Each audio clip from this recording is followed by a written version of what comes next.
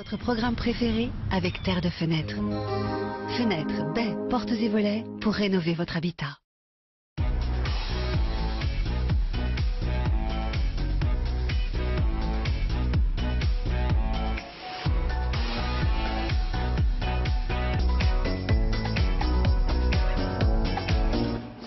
Comment ça va, Nicolas? Très bien. Merci d'être avec nous. On va évoquer votre association, les Taxis de l'Espoir. Vous étiez venu chez ma collègue Karine Egon il y a quelques mois. À l'époque, ce n'était pas une association, c'était un collectif. Ça y est, depuis le début de ce mois.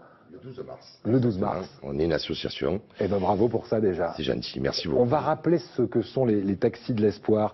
Vous êtes vous-même taxi et un jour vous avez un collègue taxi qui vient vous voir et vous dit tiens, toi qui es bien addict à ton téléphone, parce que là aussi vous en avez parlé en coulisses tout à l'heure avec le docteur, toi qui connais bien les réseaux sociaux, est-ce que tu peux nous donner un coup de main? On a envie de faire quelque chose pour les sans-abri. C'est ça l'idée? Exactement. Stéphane Teboul, pour ne pas le citer, est venu me voir et m'a proposé qu'on aide les sans-abri et via les réseaux sociaux, et l'aventure est partie de là. Et on était 2 voitures et aujourd'hui on est en moyenne entre 10 et 15 voitures pendant les maraudes. Voilà, alors l'idée c'est que vous fassiez jouer à fond les réseaux sociaux et vous me dites on croule sous les dons. Alors dons de quoi? Dons alimentaires, d'hygiène? Alors on prend tout, vêtements, d'été, d'hiver, les dons alimentaires, donc pas les denrées périssables, tout ce qui est produits d'hygiène, tout ça.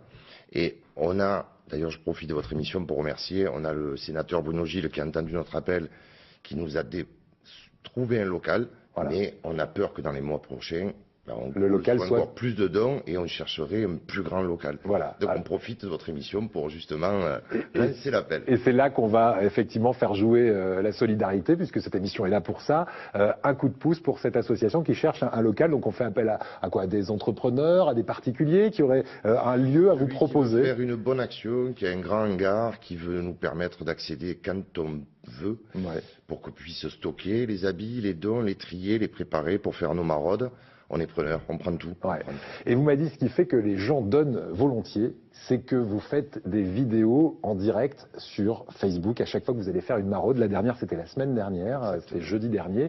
Et à chaque fois, eh bien, on montre exactement où vont les dons et en direct. Donc il n'y a pas d'intermédiaire, quoi. C'est ce que les gens nous disent la plupart du temps. Ils aiment le fait qu'on filme tout en respectant les sans-abri.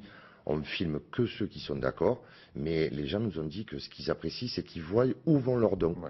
Voilà, donc après, moi je fais que dire ce que les gens répètent. Donc, Et les sans-abri en plus se confient beaucoup à vous. Par exemple, régulièrement vous faites des petites interviews pendant ces Facebook Live, c'est comme ça qu'on les appelle. On fait, et puis on tisse des liens avec certains. On a d'ailleurs, j'avais oublié de vous en parler, on passe le bonjour au Rouen, un sans-abri on a connu sans-abri et qui est devenu maintenant bénévole au sein de l'association et qui entre-temps a trouvé un appartement et tout ici et là. Et on discute avec eux, on tisse des liens et c'est fort. Moi j'encourage tout le monde à venir, tout le monde s'est ouvert à tout le monde et ça fait relativiser la vie. Ouais, ça s'appelle les Taxis de l'Espoir, mais vous m'avez dit il y a 50% de taxis et puis 50% de particuliers qui viennent nous donner un coup de main avec leur véhicule. Vous êtes entre quoi, 10 et 15 voitures à chaque fois qui sillonnent un quartier? À peu près, voilà, c'est ça, à peu près entre 10 et 15 voitures, des gens qui viennent, on a une employée de la ville, des gens qui se retrouvent dans cette action, qui veulent donner un peu de temps pour leur prochain et ça fait du bien. Et ça fait du bien. Qu'est-ce qui vous rend le plus fier aujourd'hui quand on parle des taxis de l'espoir qui vraiment commencent à avoir une belle communauté sur les réseaux? Puisque vous me dites à chaque fois qu'on fait une vidéo, elle est virale, 20 000, 30 000 vues à chaque vidéo sur Facebook. C'est hallucinant parce que je vous dis, on est parti 2 voitures à l'aventure, 5 bénévoles. Aujourd'hui, des vidéos à chaque fois qui sont vues, revues, partagées.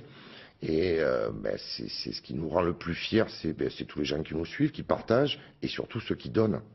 Et le sourire des sans-abri qui sont contents d'en recevoir. Et là, je me tourne vers notre docteur. Vous avez vu les yeux rouges qu'il a? Il m'a dit qu'il faisait combien d'heures de réseaux sociaux par jour? Mais si on compte que je dors 5 heures, je suis pendant 20 heures devant les réseaux sociaux. Voilà. Mais là, c'est pour la bonne cause. Et vous arrivez à, de temps en temps, faire une pause, vous sevrez, parce que c'est un peu le thème d'aujourd'hui. J'écoutais la dame et moi les pauses, non, c'est pas possible. Alors, on va rappeler que l'on peut vous joindre joindre, si par exemple on veut vous aider, si on veut donner des choses alimentaires, alors c'est que du sec pour l'alimentaire, des vêtements, des produits d'hygiène, on va sur votre page Facebook, c'est tout simplement les taxis de l'espoir. Marseille, voilà. Sur Facebook. Parce qu'il y a ceux de Nîmes et sur Paris, un petit coucou à eux, les taxis du cœur à Paris. Donc c'est pour ça, de ne pas oublier le Marseille à la fin pour donner ici. On va terminer avec une chanson Bonne Humeur, qui est une chanson qui colle parfaitement avec la thématique qu'on a abordée là, hein, l'aide aux sans-abri. Et vous m'avez dit, c'est Claudio Capéo que je choisis. Je ne sais pas pourquoi. À chaque fois que j'entends sa chanson, ça me fait penser à l'association, ça me fait penser aux sans-abri, à ce qu'on donne, voilà. J'encourage encore une fois tout le monde à venir, ça fait vraiment du bien. Voilà, pour que tous ces hommes, toutes ces femmes soient debout, comme le dit la chanson, un homme debout. Tiens, on écoute quelques notes de cette chanson.